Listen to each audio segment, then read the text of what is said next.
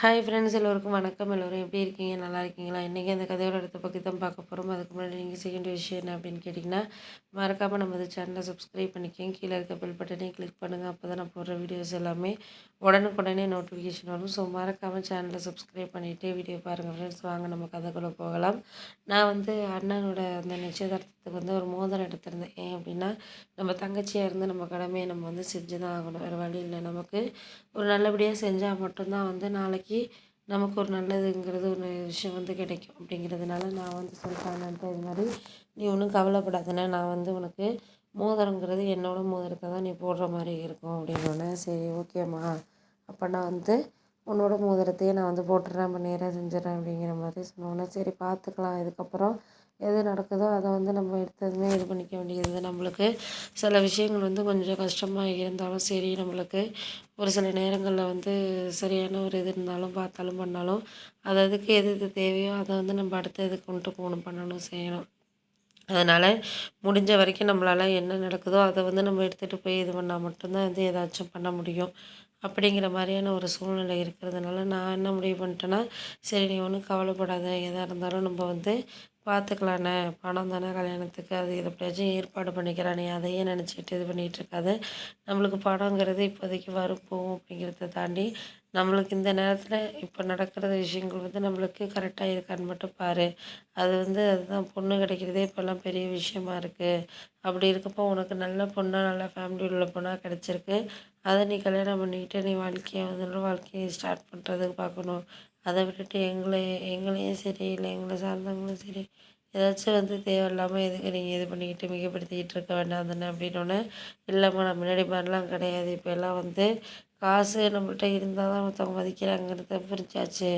அதனால் முடிஞ்ச வரைக்கும் நம்மளால் எந்த ஒரு கஷ்டமும், இதுவுமே அம்மாவுக்கு செலவு பண்ணது, அதுக்கப்புறம் அப்பாவுக்கு கொஞ்சம் செலவு பண்ணது தான் இந்த பணமே கடனானது. இல்லைன்னா உங்கள் அண்ணனை பற்றி தெரியும், ஏதோ அந்த அளவுக்குலாம் செலவு பண்ணாதால தான் எதாக இருந்தாலும் மிச்சம் பண்ணி தான் பண்ணுவேனே தவிர, எவ்வளோ காசுக்கு எதுக்குமே நான்லாம் பண்ண மாட்டேன், செய்ய மாட்டேன். அது அவள் தான் கொஞ்சம் கம்மி பண்ணிக்கணும், நம்ம செலவை கம்மி பண்ணிக்கணும் அப்படின்னு. நம்ம செலவு கம்மி பண்ணால் மட்டும்தான் ஏதாச்சும் செய்ய முடியும், பண்ண முடியும் அப்படிங்கிற மாதிரியான ஒரு சூழ்நிலை வந்துருச்சு. அதனால முடிஞ்ச வரைக்கும் நீ தானே இனிமேல் பார்த்துக்கணும், பண்ணணும்.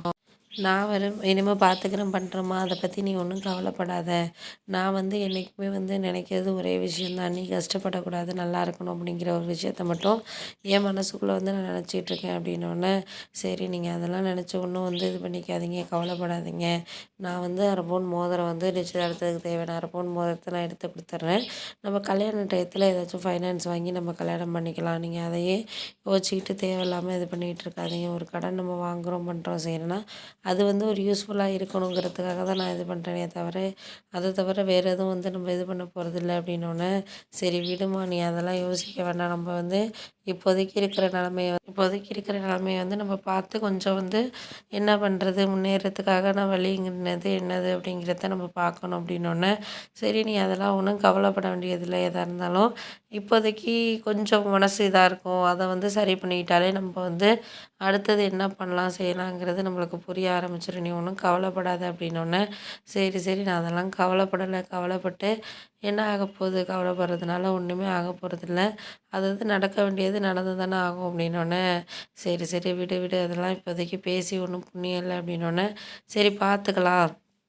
சில விஷயங்கள் கொஞ்சம் நம்ம மனசுக்கு புரிகிற மாதிரி இருக்கும், புரியாத மாதிரி இருக்கும். அதாவது நம்மளுக்கு நேரமான விஷயத்த நம்ம வாழ்க்கையில் கொண்டுட்டு போனோம்னாலே நம்மளுக்கு பாதி பிரச்சனை கிடையாது. அதனால் முடிஞ்ச வரைக்கும் நம்மளால் என்ன முடியுதோ அதை நம்ம போய் பண்ணி செஞ்சாலே நமக்கு ஒரு கஷ்டங்கிறது இருக்காது. நீ அதையெல்லாம் நினச்சிக்கிட்டு இருக்காத, பார்ப்போம், எதாக இருந்தாலும் போய் பார்ப்போம், பண்ணுவோம், செய்வோம் அப்படின்னோடனே, சரி விடு, நீ அதையே யோசிச்சுட்டு நம்ம எதையும் யோசிக்க வேணாம், நம்ம பார்த்துக்குவோம், இது பண்ணிக்குவோம்.